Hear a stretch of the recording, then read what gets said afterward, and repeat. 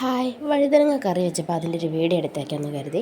അതിനായിട്ട് ഞാൻ പച്ച വഴുതനങ്ങ, അതിലേക്ക് മഞ്ഞൾപ്പൊടി, ഉപ്പ്, മുളക് പൊടി ഇത്രയും നല്ലപോലെ തേച്ചിട്ട് ഒന്ന് റെസ്റ്റ് ചെയ്യാൻ വെച്ചു. പിന്നെ ഈ കറിക്ക് ആവശ്യമായിട്ടുള്ള ഇൻഗ്രീഡിയൻസ്: ചെറുള്ളി, വെളുത്തുള്ളി, ഇഞ്ചി, പച്ചമുളക്, കറിവേപ്പില, സവാള, തക്കാളി. പിന്നെ തേങ്ങാപ്പാലാണ് ഇതിക്ക് നല്ല ടേസ്റ്റ് കേട്ടോ. ഒന്നാം പാൽ രണ്ടാം പാലൊക്കെ ഒഴിച്ചുണ്ടാക്കുന്ന രസം. ഞാൻ അതിന് ടൈമില്ലാത്തതുകൊണ്ട് തേങ്ങ അങ്ങ് അരച്ച് ചേർത്തു. പിന്നെ ഞാൻ ഈ പുരട്ടി വെച്ചിരിക്കുന്ന വഴുതനങ്ങ നല്ലപോലെ മീനൊക്കെ പൊരിച്ചെടുക്കുമ്പോൾ രണ്ട് സൈഡൊന്ന് പൊരിച്ചെടുത്തിട്ടുണ്ട്. പിന്നെ ചട്ടി വെച്ച് വെളിച്ചെണ്ണ ഒഴിച്ച് അതിലേക്ക് ലേശം ഉലുവ ഇട്ടു. അത് പൊട്ടിയതിന് ശേഷം ചെറുള്ളി, വെളുത്തുള്ളി, ഇഞ്ചി, പച്ചമുളക്, കറിവേപ്പില, സവാള, തക്കാളി ഇത്ര ഇട്ടിട്ട് നല്ലപോലെ ഒന്നുകൊണ്ട് വഴറ്റിയെടുത്തിട്ടുണ്ട്. അതിലേക്ക് മല്ലിപ്പൊടി, മുളക് പൊടി, മഞ്ഞൾപ്പൊടി ഇത്ര ഇട്ടിട്ട് നല്ലപോലെ ഒന്ന് വാട്ടി.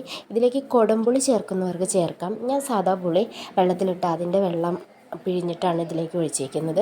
എന്നിട്ടൊന്ന് അടച്ച് വേവിച്ചതിന് ശേഷം ഈ പൊരിച്ച് വെച്ച വഴുതനങ്ങ അതിലേക്ക് ആഡ് ചെയ്തു. പിന്നെ അതിലേക്ക് തേങ്ങ അരച്ച കൂടി ചേർത്ത് നല്ലപോലെ തിളപ്പിക്കാനൊന്നുമില്ല.